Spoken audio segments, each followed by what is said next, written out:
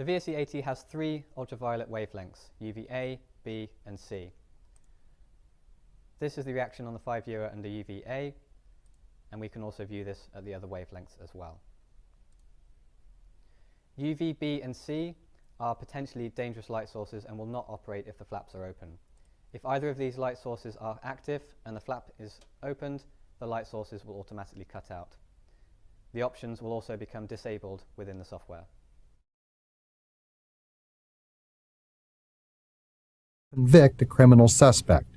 The focus may include examination of the document, a device used to produce the document, even the inks and papers used to create the document.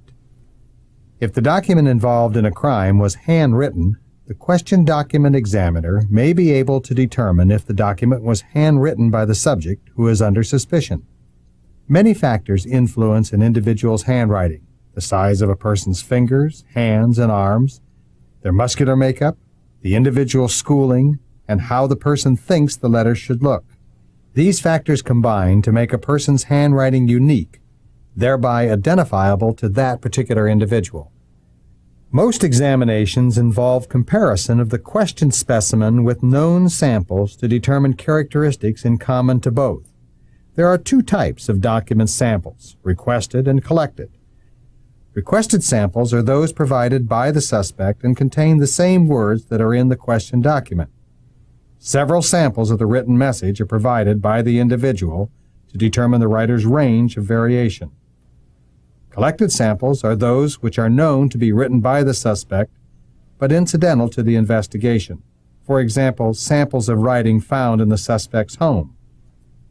Using tools that include the magnifying glass and the microscope, along with the examiner's experience and knowledge, the samples are compared to the question document. Characteristics the examiner may take into consideration are beginning, connecting, and ending strokes, pen lifts, pen pressure, line quality, letter formation, spacing and proportions, baseline relationship, dotting the I's and crossing the T's, and the general overall appearance of the writing. Matching the tear edge of torn paper on which the writing was produced may link a suspect to a criminal activity. Watermarks on the paper, as well as other manufacturing characteristics, may be examined to determine if the document is genuine. Stock and bond certificates, or checks, for example, may look the same in all aspects except for these structural characteristics. I'm Gina Hunter, and I'm a forensic document examiner.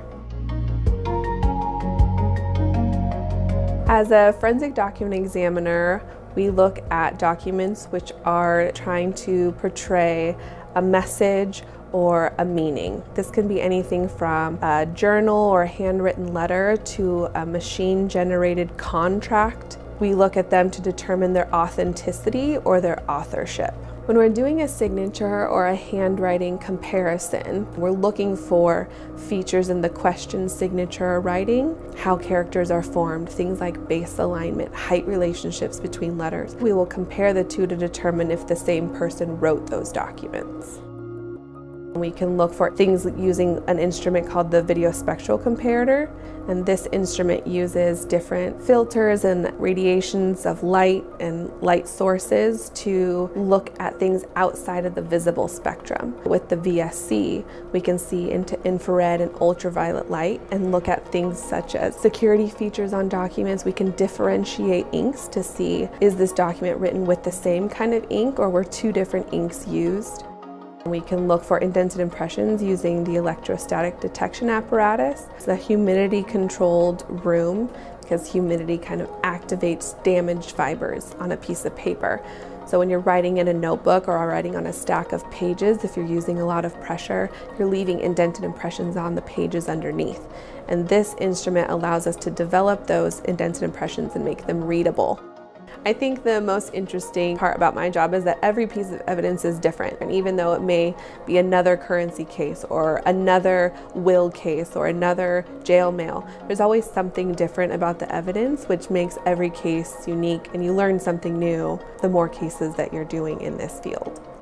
If you're interested in being a forensic document examiner, please visit joinsdsheriff.net.